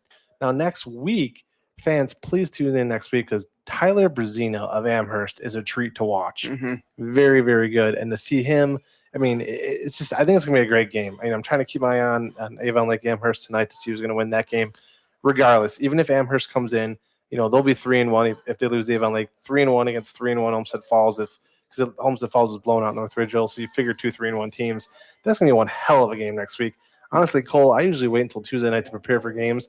I'm probably going to be preparing for that one tomorrow. I'm going to be pumped for that one. And so as the Cardinals come back out on offense, that jet sweep. First time all night we've seen it. I was waiting for one of the teams to run it. Well, we've seen it once. It was blown up. Brunswick, right. It got blown up in the backfield. This is the first time by the Cardinals. That was number 7, Michael Norwood, coming from the far side of the field to the near side of the field. They got a huge gain. Only one tackler he needed to beat to get to the end zone was brought down from behind. So ball is spotted at the Cardinals 39-yard line. We're down to a minute and a half left here. Again, the backups getting some time for both teams, getting some opportunities. The carry, the stiff arm, some tough running there. That was Patrick Waite as he was able to get forward. Yep, back-to-back jet sweeps. How about that? Yeah, back-to-back jet sweeps. Really hitting the outside of the field right now are the Cardinals. Again, part of that probably has to do with they've got less size out there. I mean, their starters are a lot bigger than their backups when you look at them in totality. So not going to open up holes up the middle as much, but they're really doing a good job of bouncing it off to the outside on these last couple plays. Now down under a minute here in the fourth quarter. Ball on the 47-yard line, 2nd and 2. Handoff, number 11, could be gone, but instead accidentally steps out of bounds, just bumped. That is Joey Korzanowski. He got to the outside of the right there. Looked like he maybe could have taken that one to the house, just got bumped barely and stepped out of bounds. And do they take a knee here? I mean, 28 seconds to go. Take a knee. Yeah, it looks like 25 seconds left on the clock. They're going to run it. Okay. They're going to run it. That is the game. That's how it's going to wrap up here. The Minter Cardinals on the road against the Brunswick Blue Devils get that 38-0 win. Cole McDaniel alongside Vince McKee. Thank you for tuning in tonight. Was a good one to bring to you, but Minter took care of business. Vince, could you give us a quick update on the scoring recap? Yeah, definitely. I will. Let me just do that first then. Obviously, 7-yard kip to DePasquale. Started off in the first drive of the game for Mentor. Their first drive, I should say. From there, no more scores in that entire first quarter. Kind of a shock. But then Mentor started to run at will in the second quarter. 1-yard touchdown from Coughlin at the 11:26 mark. 22-yard TD run again by Coughlin. A beautiful run right through the defense. Made it 21-0. 23-yard touchdown scramble by Ian Kipp. Wasn't a quarterback draw. It was a passing play where he just took off with it. Made it 28-0. Went to the half. Came right out of the half. Kipp to Sir Patuski. Made it 35-0. And Cole, feel free to correct me on that one. Yeah, I think it's Sarah Patowski. Let's give the young man some credit. Sarah Patowski. Okay. Sarah Patowski there, 35-0. And then obviously, as we went ahead and talked about him at length, 37-yard field goal by Andrew Smith, capped off the scoring at 38-0. And you have to believe if Mentor really wanted to rub it in there at the end, they could have, because they were driving right down the field again. But they do the class move, let the clock run out. Cole, to me, as I look over the score sheet here, the stat sheet, to me, two guys, honestly, they jump off the page. No shock to anybody here. Ian Kipp, Riley Coughlin. I'll let you do it. I broke my own streak of not dropping the clipboard. I was on a 3-week run there. That streak's over, so I do not deserve to pick the player of the game. I'm going to let you have those honors this week. Who are we going with? Yeah, and that's the tough thing, because there were some good players tonight. And here's the thing that I'm going to say. There are a bunch of deserving guys. The Cardinals have a bunch of guys you can choose from. I'm going to say somebody who I don't think you'd necessarily expect. Defense? I'm actually going to go with offense. Okay. I'm going to say Riley Coughlin. He did a good job getting up the field, running the ball. He had that touchdown up the middle. And the other thing, too, Kipp's touchdown run, that is a running back who is playing for his team, not all about his numbers. He did the dirty work. He was getting upfield, sealing off the blocks, and some of those things that don't show up on the stat sheet. He had good stats himself. Yeah. But some of the things that don't show up on the stat sheet is why I think he was part of the game. Riley Coughlin had a very nice game blocking and helping out Kipp as well. Yeah, couldn't agree more. Clearly Hutch Beard, 4 big catches. That one for 40 yards, a backbreaker for Brunswick. No doubt about it to start that second half. But also, I'm not even going to give a single player. I'm just going to say that defensive unit, really that defensive line of Mentor, my goodness, they are going to be just, as they enter the playoffs here in 3 weeks, I don't know who's going to be able to stop that. I mean, St. Ed's found a solution last week late, but wow, it's just going to be – you almost have to hope that they over pursue and you could catch them with the screen pass. Yeah, exactly. So with the result of this game, as Mentor wins the game 38-0, Mentor moves to 3-1, and the Brunswick Blue Devils drop to 2-2 on the year. Just a reminder, you can check all of the information, all the score updates, everything from Keon Sports on Twitter, as well as our Facebook page. We've got plenty of games to check out what the scores were, as well as make sure to check out on our website the recaps of games tonight. Vince will be putting out the recap of this game as well. Yeah, no doubt about it. My typing fingers will be going at it. It's going to be a lot of M's, a lot of Redbirds, and I am going to say a few nice things about Ethan Fritz. And actually, because I know we're going to wrap this up and go home here in a second, but I do want to mention something here. It got away from him late. He ended up taking 4 sacks. One of them led to that fumble. But overall, the kid was under pressure all night long, was smart about it, did whatever he could do to not constantly turn the ball over. My hat's off to Ethan Fritz. I know it was not an easy night, but he's going to remember this. He's going to come back. He's going to start for the Blue Devils next year as a senior. They're not going to forget this night. Somebody's going to have to score against his mentor team on Brunswick. Then this is another 364 days they're going to have to think about how they didn't score. Yep, that they will. And so that will do it. 38-0 here in Brunswick. Again, men are taking that victory. Cole McDaniel alongside Vince McKee. Thank you for tuning in with us tonight. Make sure to check out more of Keon Sports on our website and the social media platforms that I mentioned. Have a great night, everybody.